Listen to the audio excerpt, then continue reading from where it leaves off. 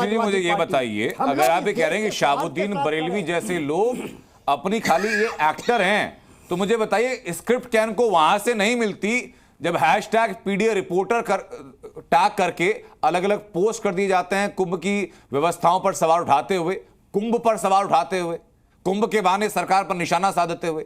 ये स्क्रिप्ट नहीं देते हैं कैसे लोगों को? अनंत जी बस बस बस, अब बहुत अच्छा सवाल आपने पूछा, एक देश के वरिष्ठ पत्रकार आप हैं। कुंभ का जो सफल होना है वो किसी पार्टी विशेष का सफल होना नहीं है, ये पूरे देश और प्रदेश का सफल होना है। समाजवादी पार्टी उत्तर प्रदेश में मुख्य विपक्षी दल है, देश में तीसरे नंबर की पार्टी है। कुंभ के जो हमारे जो श्रद्धालु हैं उनको कोई कमी ना रह जाए, ये बताने का काम माननीय अखिलेश यादव जी कर रहे हैं, हमारे राष्ट्रीय अध्यक्ष कर रहे हैं। ये हमारी जिम्मेदारी बनती है। आपके राष्ट्रीय अध्यक्ष जो कर रहे हैं सर, आपके विधायक नहीं मान रहे हैं चीजें। मैं दो उदाहरण देता हूं, अभी ओम प्रकाश सिंह का और वीरेंद्र सिंह का, दोनों आप ही के नेता हैं। वो क्या क्या बयान दे रहे हैं मैं ये भी सुनवा दूंगा अभी, लेकिन उसके पहले अमितोष पारिक, मैं जानना चाहूंगा कि विश्व हिंदू परिषद का स्टैंड क्या है इस पूरे विवाद को लेकर के। ये विवाद खामखा बढ़ाया जा रहा है या ये विवाद वाकई जमीन पर है जिसको एड्रेस करने की जरूरत है? बहुत बहुत धन्यवाद अनंत। जिन मौलाना साहब की आप बात कर रहे हैं उन मौलाना साहब के अगेंस्ट विश्व हिंदू परिषद ऑलरेडी कंप्लेंट करा चुका है, जब उन्होंने 54 बीघा जमीन को वक्फ की जमीन बता दिया था। और इस कंप्लेंट के बाद मौलाना साहब के सुर बदल गए। जो अभी तक कह रहे थे कुंभ के अंदर में कोई मुसलमान जाएगा कैसे रोकोगे, ये वक्फ की जमीन है, अब वो आराम नई बात करने लगे कि फूल बरसाएंगे। मेरी बात समझिए, फूल बरसाना इनकी भाषा क्या है? जब शोभा यात्रा पे फूल नहीं बरसा पाते, जब ये कृष्ण विसर्जन पे फूल नहीं बरसा पाते, जब ये रामनवमी पे फूल नहीं बरसा पाते, जब ये करौली में फूल नहीं बरसा पाते, जब ये छबड़ा में फूल नहीं बरसा पाते, जब ये दुर्गा विसर्जन में फूल नहीं बरसा पाते, तो यहाँ भी कुंभ में फूल बरसाएंगे। इनके लिए कुंभ में फूल बरसाना मतलब पथराव करना है, और इसके अलावा इनके लिए फूल बरसाना नहीं है। अब चलिए और लॉजिकल फैक्ट पे मैं आता हूं। कुंभ की जब हम बात करते हैं तो कैसे ये विषय उठा, आप देखिए आनंद, नागा साधु वहां सारे इकट्ठे होंगे, और नागा साधु का इतिहास देखिए। 1661 में अकबर ने कुंभ पे हमला करने का प्रयास किया था, नागा साधु ने लड़ाई लड़ी थी। 1751 में अहमद अली ने अटैक किया था कुंभ को, नागा साधुओं ने लड़ाई लड़ी थी। आज वो नागा साधु फिर इकट्ठे होंगे, फिर इतिहास दोहराने की बात करने का प्रयास कर रही है यही मौलाना, लेकिन नहीं दोहराया जा सकता। और देखिए, एक अक्षयवट पेड़ की पूजा रोक दी थी अकबर ने, फिर से चालू करी गई 2019 में। उसके बाद पंचकोशी परिक्रमा 4 से 450 साल पे अकबर ने रोक दी थी, फिर चालू करी। कहां चले गए थे? यही सपा के प्रवक्ता और यही मौलाना अकबर के घर में मंदिर था, कोई नहीं बोलेगा। दीन इलाही नया मजहब चलाया। लेकिन देखिए अक्षर, पता नहीं कहां से इतिहास लेकर के आते हो। अनंत में एक और बात कहता हूं, जोधाबाई जी का मंदिर उनके महल में था। पॉइंट रख रहा हूं, बीच में बोलेंगे पॉइंट डिस्ट्रैक्ट हो जाएगा। इन्हीं के मजहब के अकॉर्डिंग कुरान में अगर मैं बात कहता हूं, पता नहीं कहां से व्हाट्सएप यूनिवर्सिटी से लाते हो, कहां से इतिहास बात लेकर करते के तो चले आते हो। अल फिका के अंदर में आप लोग किसी भी अल्लाह के अलावा किसी को नहीं मान सकते, माँ आप नहीं मान सकते, वंदे मातरम आप नहीं कह सकते, इस भूमि को माँ नहीं कहते, गंगा को माँ नहीं कहते, आप वहां फूल बरसाएंगे। ईश्वर भी एक है, आप क्या कई ईश्वर मानते हो क्या? 1885 में कई हमें बताइए बना था, 1885 में मैसेंजर पैगंबर क्या हुआ था, इतिहास गवाह उसका। 1954 में जवाहरलाल नेहरू चेयरमैन बने थे, 1000 लोग मर गए, क्या इतिहास है? इस सब तरीके से एक सेक्युलर प्रोपेगेंडा बनाया जा रहा है। कुंभ के ऊपर बात कर लो और कुंभ पे टैक्स लगा दो और हज की सब्सिडी ले लो, ये अब इस देश में नहीं चलेगा। कुंभ का आध्यात्मिक है, धार्मिक पर्व है, और इस धार्मिक पर्व को धार्मिक के हिसाब से ही बनाया जाएगा। ठीक है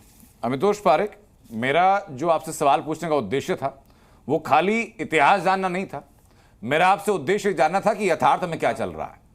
कुंभ को लेकर जो विवाद खड़े किए जा रहे हैं, चाहे वो मौलाना हो चाहे वो साधु संत हो, क्योंकि एक तरफ जहां मौलाना बयान दे रहे हैं कि भाई हमें कुंभ में जाने से आप रोक के दिखा दो, या कुंभ में मुसलमानों की एंट्री अगर बंद की तो हम लोगों का दरगाह पर जाना बंद करवा देंगे, या कुंभ की जमीन वक्फ की जमीन है, तो जो साधु संत है वो भी उसी तरीके की बातें कर रहे हैं। और इसी बात को लेकर सही जवाब मैं आ रहा हूं आपके पास। मुझे बताइए कि अगर शहाबुद्दीन बरेलवी का बयान इतना ही गैर जरूरी है, शहाबुद्दीन बरेलवी का बयान इतना ही नाकारा है, तो बात बात पर फतवे जारी करने वाले लोग शहाबुद्दीन बरेलवी के खिलाफ फतवा क्यों नहीं जारी कर देते हैं? इस्लाम के मानने वाले लोग इकट्ठा होकर के मुंह बंद करा क्यों नहीं देते हैं कि तुम्हारी हिम्मत नहीं होनी चाहिए ऐसा कुछ बोलने की? आनंद, फतवे तो जारी होते हैं जब वंदे मातरम गा दिया जाता है। और मैं आ रहा हूं अमितोष, मैं आ रहा हूं, मेरा सही जवाब मेरा सवाल है अमितोष, मैं आ रहा हूं आपके पास, सही जवाब।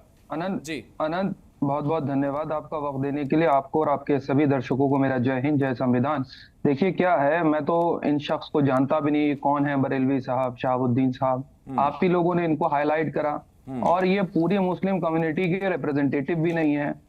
इनकी बात को मैं तो सीरियस लेता नहीं, और बहुत से मुस्लिम समुदाय के लोगों ने भी उनकी बात को सीरियस नहीं लिया। हाँ, हालांकि ऐसे लोगों के ऊपर लगाम तो लगना चाहिए, लेकिन उन लोगों पे भी लगाम लगना चाहिए जो एक देश के संवैधानिक स्ट्रक्चर के ऊपर, जो संवैधानिक उसको हक और हकूक दिए हैं, उसको भी नेस्त और नाबूद करने की बात कर रहे हैं। और वो बात क्या कर रहे हैं कि देश के वक्फ बोर्ड को हम खत्म कर देंगे। ये किसने कहा सर? बताइए, जो ये तमाम लोग कहते रहते हैं, भारतीय जनता पार्टी का भी, वीएचपी के कहेंगे कि इसको खत्म करना नहीं, चाहिए। वक्फ बोर्ड को खत्म करने की बात किसने? मुझे बताइए, अगर वो रिप्रेजेंटेटिव हमारे साथ पैनल में होंगे, मैं सवाल पूछूंगा उनसे। तमाम लोग करते हैं। भारतीय जनता पार्टी का ऑफ कैमरा लोग आप सुन लीजिएगा, या ऑन कैमरा भी बहुत से लोगों ने कहा है कि हम वक्फ बोर्ड को हटाएंगे, वक्फ बोर्ड की जमीनों पे जो अवैध कब्जे करे हुए हैं, या वक्फ बोर्ड की जमीन अवैध कब्जे तो हटने चाहिए, कर रखे उसके ऊपर कर रखे। अब सुन तो लीजिए पूरी बात, तमाम लोगों ने कर रखा, होना चाहिए, लेकिन वक्फ बोर्ड में ही क्या करप्शन है, और जो सरकार के डिपार्टमेंट उनमें करप्शन नहीं है, सिर्फ वक्फ बोर्ड ही दिखाई दे रहा है। उसका उदाहरण क्या कह रहे हैं कि वो अभी योगी जी ने एक निजी चैनल पे क्या उदाहरण दिया कि सर्जरी कर देंगे, पुराने फोड़े, मतलब ये किस तरीके की भाषा है? उनके ऊपर भी तो कहे शीर्ष नेतृत्व कहे कि लगाम लगना चाहिए। ऐसी भाषा का प्रयोग संवैधानिक पोस्ट पर बैठा हुआ व्यक्ति कह रहा है। जवाब मुझे जब ये बताइए कि जब